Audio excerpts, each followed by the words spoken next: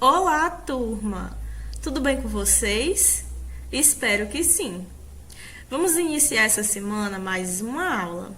E o assunto que iremos estudar é reprodução sexuada e assexuada em plantas. Os órgãos de uma planta. Apesar das diferenças de tamanho e de forma, a maioria das plantas apresenta raiz, caule e folhas. Essas três estruturas são chamadas órgãos vegetativos da planta. Cada uma delas possui funções que ajudam a manter a planta viva. Já as flores são os órgãos reprodutivos, pois estão envolvidos na reprodução, ou seja, na geração de descendentes. Mas vale ressaltar que nem toda planta produz flores, certo? Então, vamos observar aqui na tela essa ilustração, que ela resume um pouco do que eu falei e explica o porquê a gente chama órgãos da planta, tá bom? Então, as flores a gente chama o quê? De órgãos sexuais.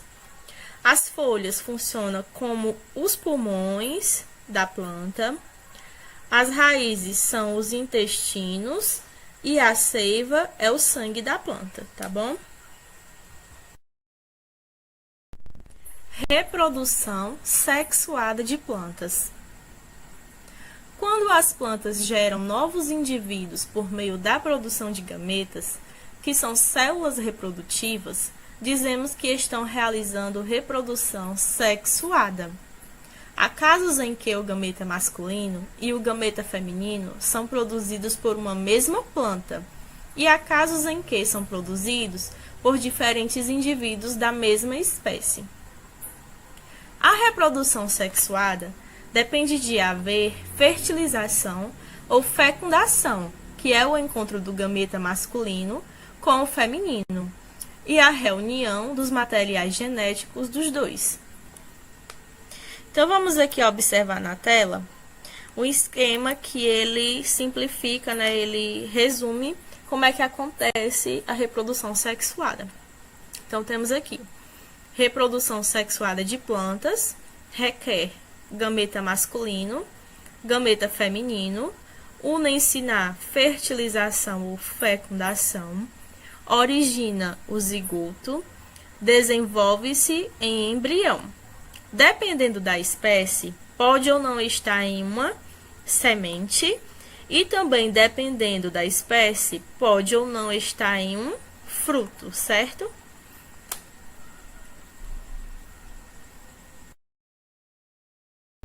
Dando continuidade ao assunto reprodução sexuada em plantas.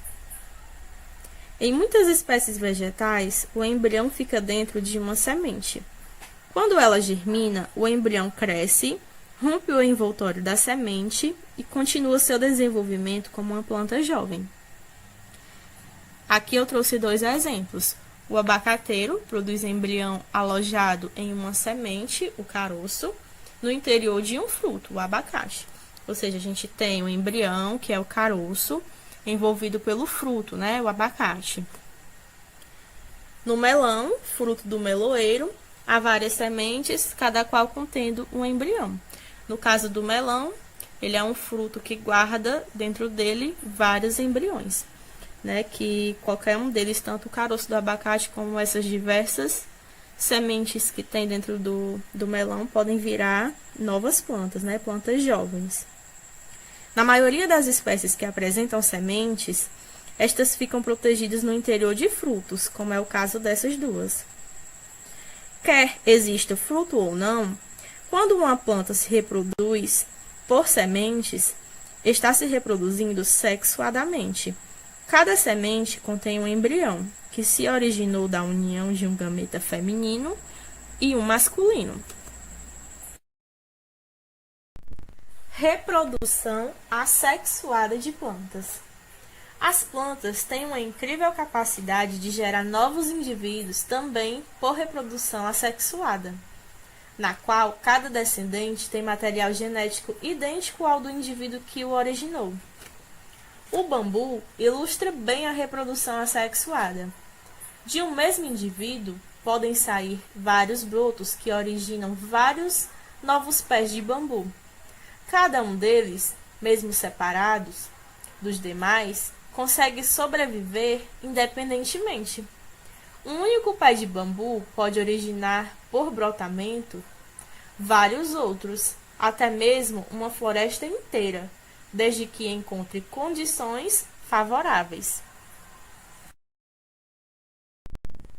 A capacidade de reprodução assexuada das plantas é de grande utilidade para a obtenção de mudas para a agricultura e para a jardinagem.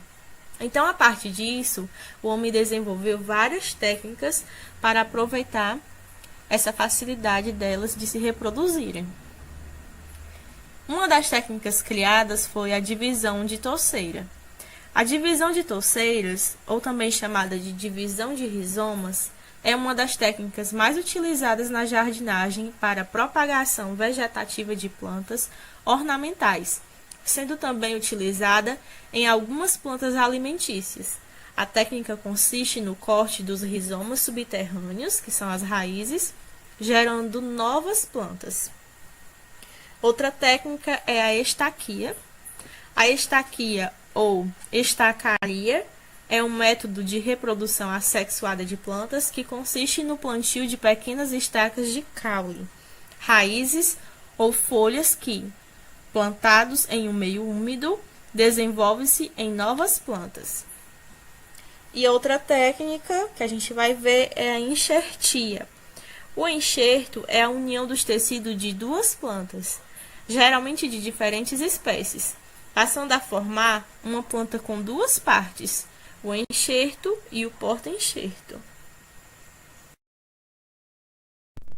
Você sabia que podemos obter novas plantas em casa, usando algumas técnicas simples para propiciar a reprodução assexuada?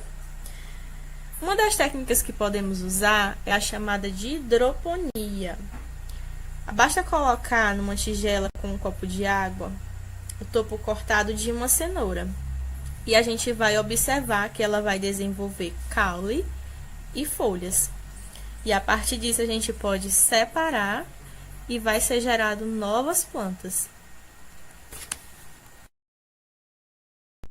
Seiva mineral e seiva orgânica. A raiz geralmente fica dentro do solo e obtém dele a água e os sais minerais de que a planta necessita. Essa mistura de água e sais minerais, chamada seiva mineral, flui da raiz até as folhas por finíssimos tubos que existem no interior da planta. Nas folhas, a água é necessária para o processo de fotossíntese, que permite à planta produzir o próprio alimento. A seiva orgânica, que é a mistura de água, açúcar produzido na fotossíntese e outras substâncias, também flui pela planta, desde as folhas, passando pelo caule até as raízes. O açúcar é usado por todas as partes da planta como alimento para mantê-la viva. O caule, além de atuar na condução da seiva mineral e da seiva orgânica, também é importante na sustentação da planta. Sistema vascular.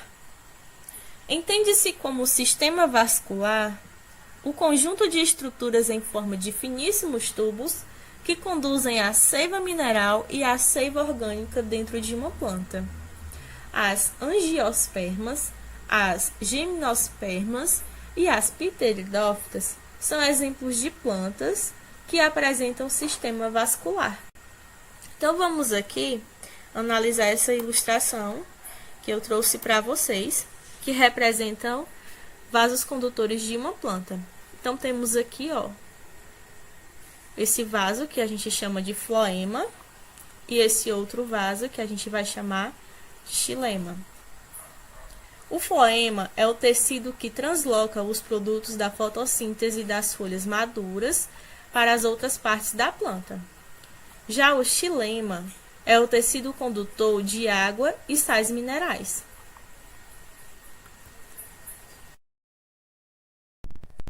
Classificação das plantas.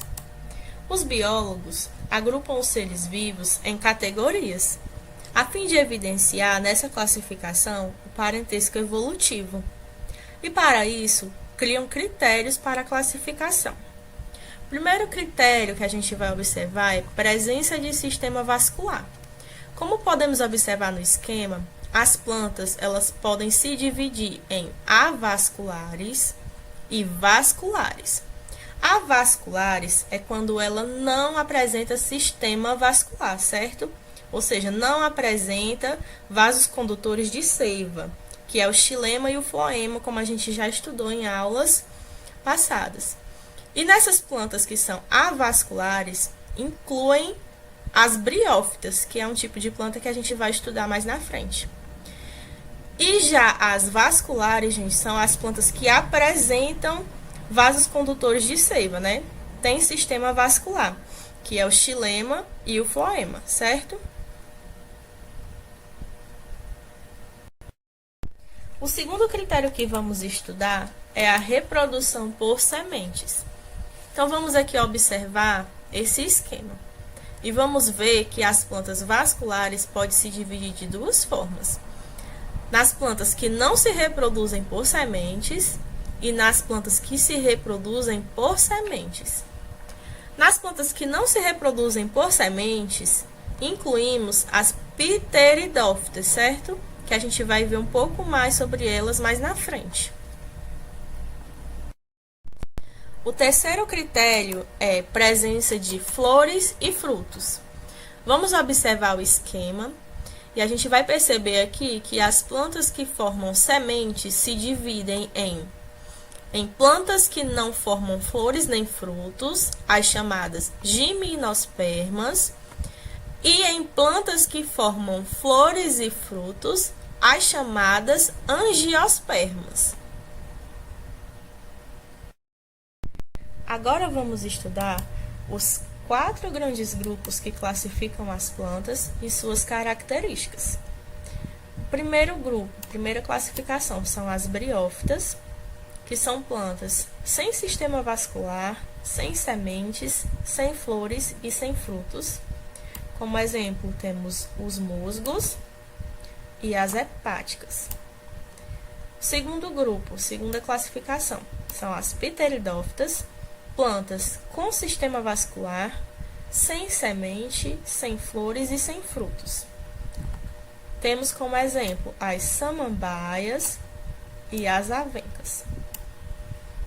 Terceira classificação são as gimnospermas, plantas com sistema vascular, com sementes, sem flores e sem frutos. Como exemplo, temos as araucárias e a cica. E o quarto e último grupo são as angiospermas, que são plantas com sistema vascular, com sementes, com flores e com frutos. Ou seja, ao contrário das demais que faltam uma coisa ou outra, as angiospermas têm tudo: sistema vascular, sementes, flores e frutos, certo? E como exemplo das angiospermas temos os tomateiros e as mangueiras. Dentre todas as classificações que a gente acabou de estudar, vamos estudar mais a fundo as angiospermas, por elas serem plantas mais complexas, pois elas possuem sistema vascular, flores, sementes e frutos, ou seja, ela é completa. As flores são estruturas relacionadas à reprodução dessas espécies. Após o florescimento, a flor origina um fruto com uma ou mais sementes. Cada uma delas, ao germinar, poderá originar uma nova planta dessa mesma espécie, ou seja, vai formar um novo indivíduo. Ou seja, um fruto, ele é capaz de, através da sua semente, originar um novo indivíduo, uma nova planta. Por exemplo, o abacate, ele só possui um caroço, que é a semente, Então, ele só é capaz de gerar uma nova planta. Já a laranja, por exemplo, a laranja tem várias sementes, né? A gente não sabe ao certo. Cada laranja tem uma certa quantidade de sementes, mas pode mudar de uma para outra. O que a gente sabe aqui é mais de uma semente. Então, a laranja, através das suas sementes, pode originar várias novas plantas, certo? É importante entender que essas plantas que produzem frutos, elas se reproduzem sexuadamente. Então, vamos aqui analisar esse esquema.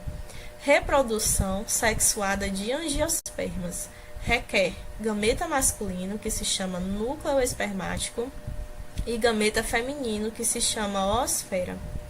Unem-se na fertilização ou fecundação. Mas antes da fertilização, acontece a polinização, que é a chegada de um grão de pólen à parte superior do capelo, que é uma parte que se encontra na flor, certo? Após isso, origina o zigoto, desenvolve-se o embrião, que fica dentro da semente, protegida pelo fruto, certo? Então, se o fruto tem uma semente, ele tem um embrião, que é capaz de originar uma nova planta. Se o fruto tem, por exemplo, 3 sementes, ele vai ter 3 embriões, capazes de produzir 3 novas plantas, certo? Para ocorrer a reprodução sexuada de plantas, como acabamos de ver, contamos com a ajuda do que chamamos de agentes polinizadores. O vento tem grande atuação no espalhamento do pólen de diversas espécies de plantas, favorecendo assim a polinização. Dependendo das circunstâncias, gotas de água de chuva respingando sobre as flores também podem atuar na condução do pólen da anteira até o estigma. Além do vento e da água, diversos animais, como insetos, pássaros e morcegos, exercem papel relevante nesse processo. Ao visitarem as flores para obter alimento, levam consigo grãos de pólens grudados em seus corpos, que vão polinizar outras flores da mesma espécie. Hoje aprendemos que através das sementes podem ser geradas novas plantas, mas para isso é preciso que ocorra a dispersão de sementes. Quando o animal come frutos como laranja, tomate ou goiaba, ele pode deixar cair algumas sementes. Outras ele pode engolir. Algumas das sementes engolidas sairão intactas nas fezes. E no momento em que isso ocorrer, pode ser que o animal esteja em locais mais distantes. Isso ajuda a espalhar as sementes em diferentes ambientes. Frutos saborosos são, portanto, uma importante adaptação que algumas plantas exibem e que ajudam na dispersão das sementes e na propagação da espécie, pois atraem os animais. Então, alguns animais têm importante papel no espalhamento das sementes de plantas e podem, por isso, ser denominados agentes dispersores de sementes. Você não deve confundir a atuação de animais na polinização com a atuação deles na dispersão das sementes. São coisas diferentes, tá bom? A nossa aula chegou ao fim, turma. Beijos e abraços virtuais. Até a próxima aula.